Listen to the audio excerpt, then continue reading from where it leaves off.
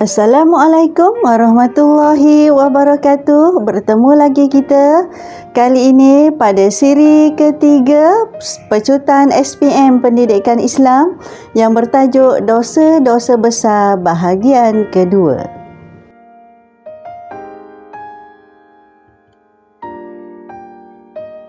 Dosa-dosa besar bahagian kedua akan diketengahkan 6 perkara. Okey, yang pertama ialah minum arak dan menagih dadah. Yang kedua, zina. Yang ketiga, qazaf iaitu menuduh zina. Yang keempat, musahaqah atau dan liwat. Yang kelima, membunuh diri. Dan yang keenam, mengumpat dan memfitnah. Okey, kita lihat dari segi maksud dan hukum. Okey, yang pertama, minum arak dan menagih dadah. Arak ialah sejenis minuman yang memabukkan dari buah-buahan yang diperam. Dadah ialah sejenis bahan yang menghayalkan dan menghilangkan daya fikir. Okey, hukuman bagi minum arak ialah sebatan sebanyak 40 kali. Okey, zina. Zina ialah persetubuhan antara lelaki dan perempuan tanpa ikatan yang sah. Okey, hukuman bagi penzina terbahagi kepada 2. Penzina muhsan rejam sampai mati, manakala penzina ghairu muhsan sebatan 100 kali. Okey, manakala qazaf iaitu menuduh zina. Qazaf maksudnya ialah menuduh seseorang yang baik melakukan zina tanpa mengemukakan 4 orang saksi yang adil. Okey, hukum bagi penuduh zina ialah sebanyak 80 kali sebatan. Okey, dan liwat serta musahaqah. Liwat ialah hubungan sejenis antara lelaki dengan lelaki. Musahaqah ialah hubungan sejenis antara perempuan dengan perempuan. Hukuman hudud yang dikenakan ke atas mereka yang melakukan liwat dan musahaqah ialah diasingkan dan dikurung dalam rumah sehingga bertaubat atau meninggal dunia.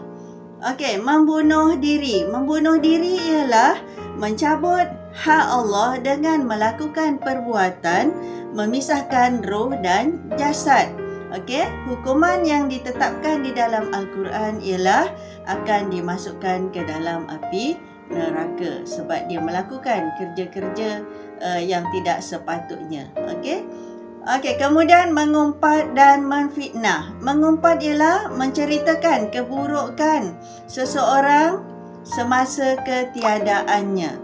Okey, manakala fitnah ialah melemparkan tuduhan kepada seseorang tanpa bukti. Okey, semuanya diberikan ancaman siksaan azab di akhir. Kita lihat sebab-sebab, faktor dan punca-punca berlakunya perkara-perkara dosa besar. Okey, minum arak dan menagih dadah. Okey, biasanya seperti dalam bahagian yang pertama, saya telah menerangkan bahawa sebab, faktor dan punca, kata kuncinya ialah I, K, T. Okey, T, I, okey, tidak menghayati ajaran Islam. Yang kedua, K, kurang didikan agama. T, terpengaruh dengan rakan sebaya atau terpengaruh dengan hasutan orang lain atau terpengaruh dengan kemewahan hidup atau terpengaruh dengan budaya-budaya yang tidak baik dari barat atau terpengaruh dengan media masa. Okey, semuanya bagi zina, qazaf, liwat dan musahaqah. Faktor, sebab dan puncanya boleh dikategorikan sebagai jawapan yang sama. Okey, manakala membunuh diri, kita tambah dengan putus asa dengan rahmat Allah. Okey, jawapan masih sama, tambahan putus asa dengan rahmat Allah, tidak percaya pada kekuasaan Allah yang akan membantu. Okey, kemudian mengumpat dan memfitnah. Okey, ini mungkin berbeza sedikit. Ingin melihat orang lain menderita, iri hati dengan kelebihan yang ada pada orang lain, dan yang ketiga tidak mahu mengakui kelebihan yang ada pada orang lain. Okey, jadi pelajar-pelajar sila ingat bagi jawapan faktor, sebab, punca. Okey, kata kuncinya ialah I care T. Okey, I tidak menghayati ajaran Islam, tidak mengamalkan ajaran Islam, iman lemah. Okey, itu I. Okey, kedua, kurang didikan agama. Tiga, terpengaruh. Kita melihat hikmah diharamkan dalam Islam, perkara-perkara yang menyebabkan dosa besar ini. Okey, kita lihat satu per satu. Okey, minum arak dan menagih dadah. Okey, dia punya hikmah diharamkan, merosakkan kewarasan akal fikiran, membawa pergaduhan dan permusuhan, punca berlakunya jenayah seperti mencuri, merompak, membunuh dan sebagainya. Okey, manakala zina, hikmah pengharamannya memelihara kehormatan diri dan keluarga. Yang kedua, mengelak berlakunya pergaduhan dan permusuhan sesama sendiri. Yang ketiga, menjauhkan manusia daripada maksiat. Okey? Hikmah diharamkan qazaf. Yang pertama, memelihara orang yang kena tuduh. Okey? Dibimbangi sebagai fitnah atau sengaja untuk menganiaya. Sebab itu qazaf diwujudkan undang-undangnya. Okey, yang kedua, mengelak berlaku pergaduhan dalam masyarakat. Yang ketiga, menjamin keharmonian rumah tangga. Okey? Dan kemudian hikmah diharamkan liwat dan musahaqah. Yang pertama, memelihara kehormatan diri sama seperti zina, mengelak berlakunya permusuhan, dan yang ketiga, menjauhkan manusia daripada maksiat. Okey, sama dengan zina. Okey, membunuh diri. Membunuh diri, hikmah diharamkan, memelihara nyawa dan kehormatan diri, mengelak daripada berputus asa dengan rahman Allah, dan yang ketiga, mengajar manusia berserah diri kepada Allah. Yakin bahawa setelah kita berusaha, beramal, berdoa dan serahkan semuanya kepada Allah, kerana Allah lebih mengetahui apa yang baik untuk diri kita. Okey, hikmah diharamkan mengumpat dan menfitnah.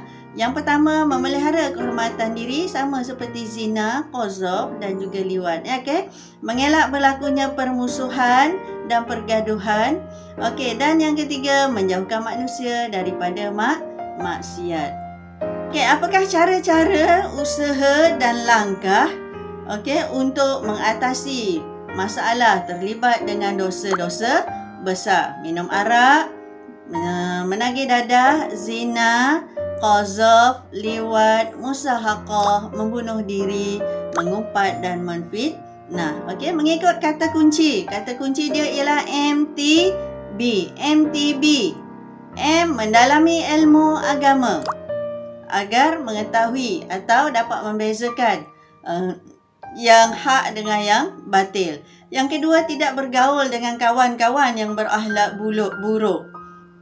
Okey, dan B, berdoa kepada Allah agar dijauhkan daripada perkara-perkara maksiat. Berdoa agar dilindungi Allah. Okey, ini cara, usaha atau langkah yang berkaitan dengan diri kita. Macam mana kita untuk mengatasi masalah itu. Okey?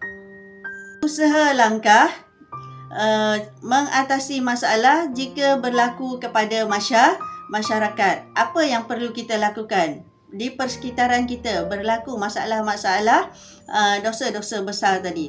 Okey, apakah yang perlu kita buat? Yang pertama ialah memberi nasihat. Okey? Yang kedua, ajak mereka melakukan kebaikan atau ajak mereka hadir majlis ilmu, ajak mereka mendengar ceramah, mengajak mereka berjumpa dengan guru. Okey, yang ketiga ialah laporkan perbuatan tersebut kepada pihak yang bertanggungjawab. Kalau di sekolah, sila laporkan kepada guru disiplin atau pengetua.